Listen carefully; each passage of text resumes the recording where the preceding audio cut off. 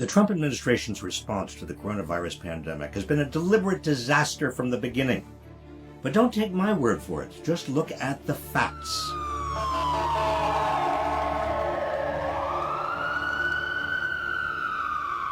In 2018, Trump let the Pandemic Preparedness Office in the National Security Council simply dissolve and followed up with budget cuts to Health and Human Services and the Center for Disease Control this year.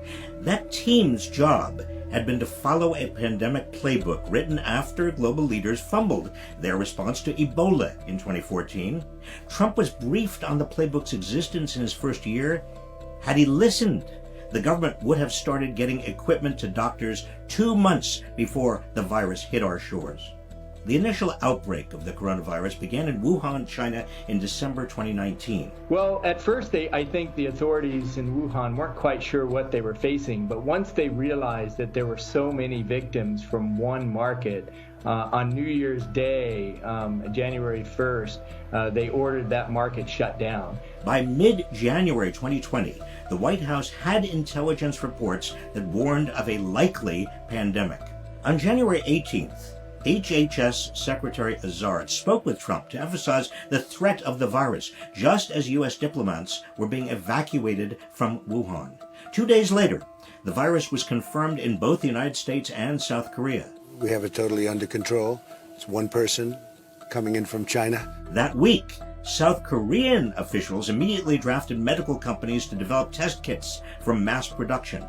The World Health Organization declared a global health emergency. But Donald Trump did nothing. As Hubei province went on lockdown, Trump, who loves any excuse to enact a racist travel ban, barred entry of any foreigners coming from China. This was hardly proactive, but took no additional steps to prepare for infection in the United States. He said, "Well, we pretty much shut it down, coming in from China." Trump didn't ramp up production of test kits so we could begin isolating the virus. By February, the United States had 14 confirmed cases, but the Center for Disease Control's test kits proved faulty. There weren't enough of them, and they were restricted to only people showing symptoms. The United States pandemic response was already failing. Trump then began actively downplaying the crisis and baselessly predicting it would go away when the weather got warmer. You know, a lot of people think that goes away in April with the heat, as the heat comes in. Typically that will go away in April. We're in great shape, though. Trump decided there was nothing to see here, and on February 24th took time out of his day to remind us that the stock market was soaring. A day later, Center for Disease Control officials sounded the alarm that daily life could be severely disrupted. Current global circumstances suggest it's likely that this virus will cause a pandemic. The window to get ahead of the virus by testing and containment was closing. Trump's next move? The flu in our country kills from 25,000 people to 69,000 people a year. He compared coronavirus to the seasonal flu, and he called the emerging crisis a hoax by the Democrats. And this is their new hoax. Trump declined to call for a national emergency because I really think we're in extremely good shape. Meanwhile, South Korea was now on its way to testing 250,000 people, while the United States was testing 40 times slower. When a cruise ship containing Americans with coronavirus floated toward San Francisco, Trump said, I don't need to have the numbers double because of one ship. That wasn't our fault. He didn't want people coming off the ship to be tested because they'd make the numbers look bad. It wasn't until the stock market reacted to the growing crisis and took a nosedive that Trump finally declared a national emergency. To unleash the full power of the federal government in this effort today, I am officially declaring a national emergency. By this time, South Korea had been using an app for over a month that pulled government data to track cases and alert users to stay away from infected areas. To ease people's anxieties, college students in South Korea came up with an idea to make a map showing the locations that confirmed patients have visited. Here, we did nothing.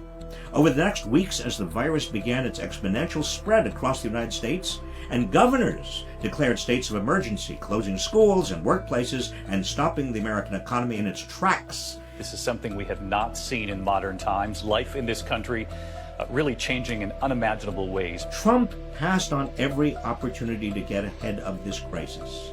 His priority was never public health. It was about making the virus seem like less of a nuisance so that the numbers would look good for his reelection. Only when the stock market crashed did Trump finally begin to pay attention, and mostly to bailing out big corporations in the form of a massive $500 billion slush fund, rather than helping ordinary Americans.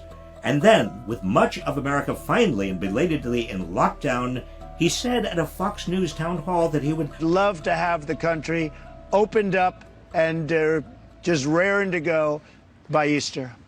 At every point, Trump has used this crisis to compliment himself. I like this stuff. I really get it. People are surprised that I understand it. Maybe I have a natural ability. Maybe I should have done that instead of running for president. Number one on Facebook. Did you know I was number one on Facebook? And I just found out I'm number one on Facebook. But this is not leadership.